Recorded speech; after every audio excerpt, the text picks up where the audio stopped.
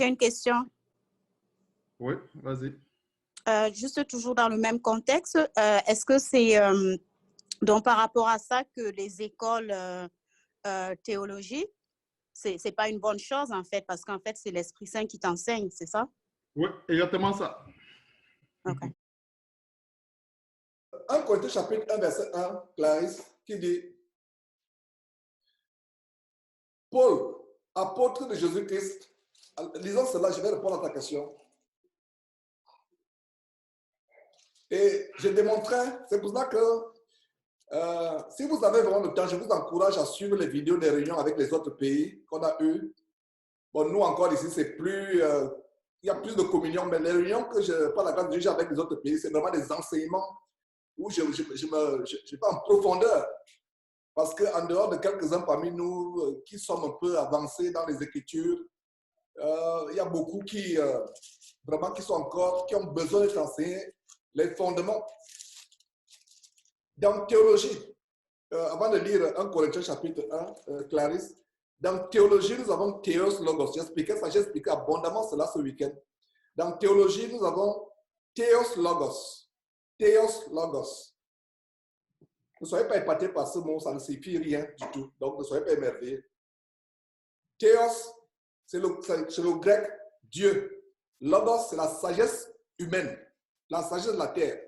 Alors, Théos Logos, c'est la prétention de connaître Dieu avec la sagesse humaine, avec la science humaine. C'est pour ça que dans les cours de théologie, je vais vous confesser quelque chose. Comme tu te rappelles, quand tu m'accompagnais dans une université, il y a, je ne sais pas, 14 ans, aller prendre des brochures pour m'inscrire à l'université pour être docteur en sciences divines, quelque part à Houston. Harvin, le quartier ici. Harwin, excusez-moi, Harwin. Waouh, j'ai honte, mais je dois vous avouer cela. L'ignorance. Je prenais les brochures. Je voulais être révérend, Clarisse. Je voulais tellement être révérend. Donc, je suis parti. Oh là là, que j'ai trimballé mon épouse à gauche, à droite. Et elle me suit aussi, elle me suit tranquillement. Elle me suit, elle ne rejambe pas. Et je suis parti, je prends la brochure. J'étais content, etc. Et Dieu m'a sauvé pour rien. Donc, la théologie et le programme, c'est quoi? Vous ne lisez même pas la Bible. Vous allez acheter les livres de quelqu'un qui a fait une thèse sur Paul. Vous allez lire quelqu'un qui a fait une thèse, je ne sais pas sûr. Il a écrit, il a fait des recherches. Et je connais quelqu'un, un Américain, qui a confessé que dans une école théologique où il était, il a fait une thèse sur Paul sans lire les épîtres de Paul. Il allait dans les librairies, aller fouiller ce que d'autres personnes ont écrit sur Paul. Lui-même, il avait aussi écrit sur Paul. Mais il n'a pas lu, ouvert la Bible pour lire ce que Paul a écrit lui-même. Le diable nous hait. Clarisse, le diable hait l'être humain. Le diable hait l'être humain. Est-ce que vous comprenez? C'est-à-dire qu'il fait des recherches sur... Sa thèse de doctorat, c'était les épîtres pauliennes. Thèse de doctorat en sciences divines. Il n'a pas lu. Et il a eu mention honorable. Il n'a pas lu. Il faisait sa thèse sur d'autres personnes qui ont fait la thèse sur Paul. Et j'imagine des recherches archéologiques. L'itinéraire de Paul. Donc l'itinéraire de Paul qui est à la fin était même plus important pour lui. L'itinéraire de Paul. Les fouilles archéologiques, etc. Voilà ce qu'on a fait dans je vous parle, je suis parti, j'ai vu les brochures. Vous avez les cours de management de l'église. Comment gérer l'église comme une entreprise. Vous avez les cours de psychologie. Le counseling, comment faire le counseling. Un couple qui a des problèmes, comment faire le counseling avec les méthodes de psychologie. On enseigne l'histoire, on enseigne. On ne va pas faire comme on a fait ce soir, chapitre et verset. J'avais pris le programme. Donc la théologie, c'est vouloir connaître Dieu avec la sagesse humaine.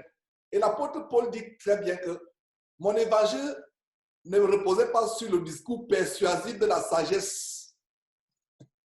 La théologie, c'est le discours persuasif. C'est pour ça que ces gens-là, ils ne sont pas comme nous ici. Du moins moi, qui a la langue difficile. Ils sont éloquents. Quand ils parlent comme ça, tu es là captivé. Mais tu sors de là, tu ne sais même pas qu'année après année, tu es vide. Mais quelqu'un qui parle en bégayant où le français, il a des lapsus où le français n'est pas correct. C'est là où la vérité peut sortir. Donc, c'est pour vouloir La théologie, c'est vouloir connaître Dieu à travers la sagesse humaine. Et Paul développe ça. En fait, Paul attaque la théologie abondamment. Ça, c'est la théologos. C'est-à-dire qu'il y a tout un programme. Et qu'est-ce qu'on voit ici pour être très bref? 1 Corinthiens chapitre 1, verset 1. Paul, appelé à être apôtre de Jésus-Christ par la volonté de Dieu. Paul, il y a un grand enseignement ici. Il est appelé par la volonté de qui? De Dieu. Il n'est pas passé dans une école théologique. Et Clarisse, il y a une chose aussi qu'il faut connaître de l'apôtre Paul. Paul, avant d'être l'apôtre Paul que nous connaissons, quand il a été changé sur la route de Damas, Paul était qui? Un docteur de la loi. Ouais. Il a étudié au pied de qui? De Gamaliel. Docteur de la loi. Aujourd'hui, on parlerait de doctorat en sciences divines parce que ce que les pharisiens et sadducéens faisaient, effectivement, ils voulaient connaître Dieu par les sciences humaines et pire encore par la Kabbale juive. La Kabbale juive ne date pas d'aujourd'hui. Les 400 ans plus qu'ils ont fait en Égypte, c'est là où ils ont été introduits à la Kabbale juive en Égypte. Donc, quand ils reviennent, c'est pour ça que quand ils disent que Jésus, quand ils accusaient Jésus, que le Seigneur qui chasse les démons par le prince des démons Belzébul, Jésus dit, et vous, vos pères les chassent par qui? Et non seulement ils enseignaient ces mystères, c'était l'intellectualisme. C'était l'intellectualisme, c'est ça la religion. Donc, le Saint-Esprit est notre université, Jean chapitre 14, verset 26. Le Saint-Esprit vous conduira à tous et c'est l'onction. Donc, l'onction est liée à la connaissance de la parole de Dieu. 1 Jean chapitre 2, verset 2, ne lit pas l'onction à l'opération des miracles. Allons encore dans 1 Jean. Je vous assure que si vous êtes attaché à la parole, aucun homme ne pourra vous séduire. Allons lire encore l'onction, on va voir si à côté de l'onction, il est dit que l'onction va vous accompagner à faire les miracles. Parce que quand vous imposez les mots, les gens tombent. La parole de Dieu est tellement merveilleuse. Et je pense que dans ces réunions comme celle-là, on doit mettre l'emphase sur la parole de Dieu. La parole de Dieu délivre. Regardez, 1 Jean chapitre 2, verset 27. Pour vous aimés pour qui? Bien-aimés, 1 Jean chapitre 1, 2, verset 7. Pour vous aimés pour qui aussi? 1 Jean chapitre 2, verset 18. Petits enfants. Alors, pour vous, petits enfants bien-aimés, l'onction que vous avez reçue de lui, du Seigneur, de Dieu, demeure en vous et vous n'avez pas besoin qu'on vous enseigne. Mais comme son onction vous permet d'imposer les mains et les gens commencent à trembler à gauche, à droite. Comme son onction vous permet d'opérer les miracles. Comme son onction vous permet de faire des grandes choses, c'est-à-dire que tu étends les mains comme ça, comme les bénis, les gens commencent à trembler à gauche, à droite. C'est ça. Comme l'onction vous fait quoi? L'onction vous fait quoi? Vous enseigne toutes choses. Voilà le but de l'onction. Donc, ces onctions après laquelle les gens courent, les gens se remplissent de démons. C'est pour ça que tu es surprise, toi sœur, ou bien tu es surpris, toi frère, les maris de nuit, femmes de nuit, tous les nuits. Les gens, tu rêves en train de manger avec les gens dans le sommeil. Tu rêves en train d'être dans des choses, tu sens comment tu es attiré par la fornication, tes pensées sont impures, tout ça, c'est ces enseignements-là, l'onction. Ces questions de ce soir sont tellement profondes. Voilà. Je te repasse la parole, c'est Achille qui... donc, je ne fais que diriger la question. Il y a Mathieu et Prisca qui lèvent la main à Achille. Ok, Mathieu et Prisca peuvent... Oui. Est-ce que vous m'entendez? Oui, 5 sur 5. 5 sur 5, Oui. Prisca. 5 sur 5. Bonsoir, oui. En fait, frère Georges, quand on ouvre la première page, c'était juste parce qu'on a parlé de théologie, là. Je voulais juste poser une petite question. Parce que quand on voit là, lui, second 1910, là, la première page, toute première page, là, c'est écrit la Sainte Bible, traduite d'après les textes originaux hébreux et grecs par Louis II, docteur en théologie. Est-ce qu'il a passé par là ou ils l'ont juste collé ce titre, je ne sais pas. Il faut comprendre que, d'abord, la Bible que nous avons là, c'est les versions. Parce que il est... c'est un traducteur, pour commencer. Il n'a aucune autorité sur la Bible. C'est un traducteur. Et pour nous rassurer, Prisca, est-ce que vous savez que la meilleure Bible qui existe aujourd'hui, King James 1906, la meilleure Bible, vous savez de qui est la propriété exclusive de cette Bible? Qui c'est? Qui est la propriété exclusive de cette Bible?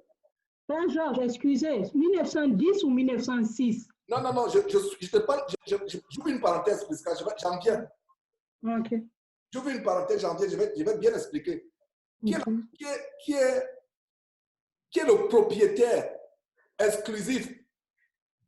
Qui est le propriétaire ou la propriétaire exclusive ou exclusif de la meilleure Bible en matière de traduction par rapport au texte? C'est King James, en anglais. Elle est qu'en anglais. Louis II 1910 est la traduction la plus fidèle à King James. Pas nouveau King James en anglais. Pour vous qui lisez l'anglais, je vous conseille d'avoir King James. 1600. L'année 1600. Vous savez qui est propriétaire exclusif de cette Bible? La reine d'Angleterre. La reine d'Angleterre est la propriétaire. Elle a les droits d'auteur exclusifs. Pourquoi? Voilà, la reine d'Angleterre. C'est elle. Donc, c'est la propriété. Donc, la Bible quelqu'un, une puissante souveraine de la terre, s'est accaparée. C'est elle qui a les droits d'auteur, la reine d'Angleterre.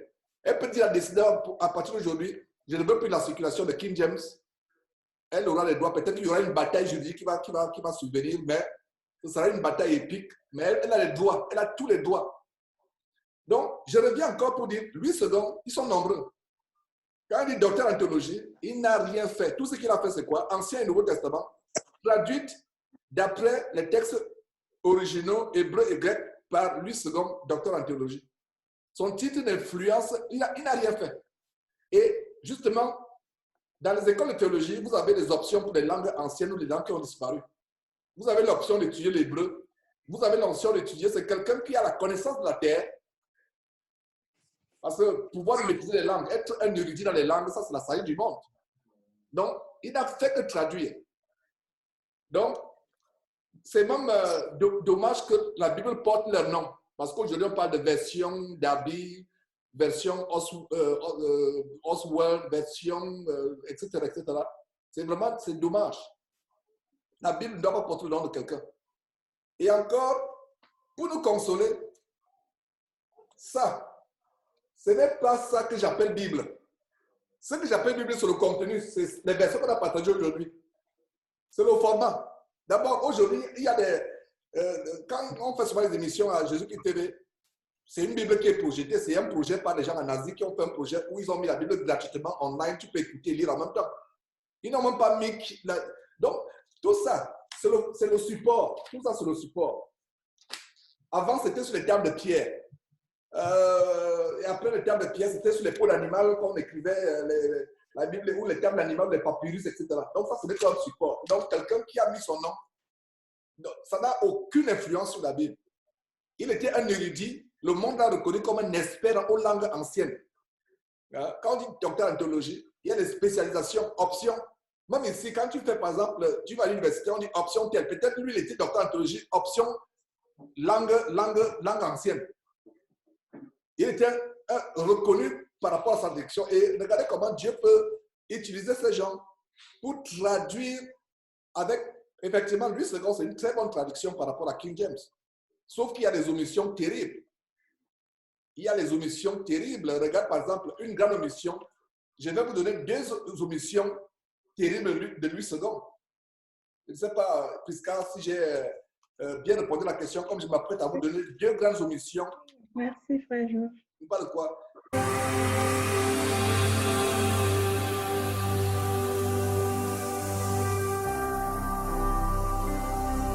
Jésus-Christ TV, vous connaîtrez la vérité et la vérité vous affranchira.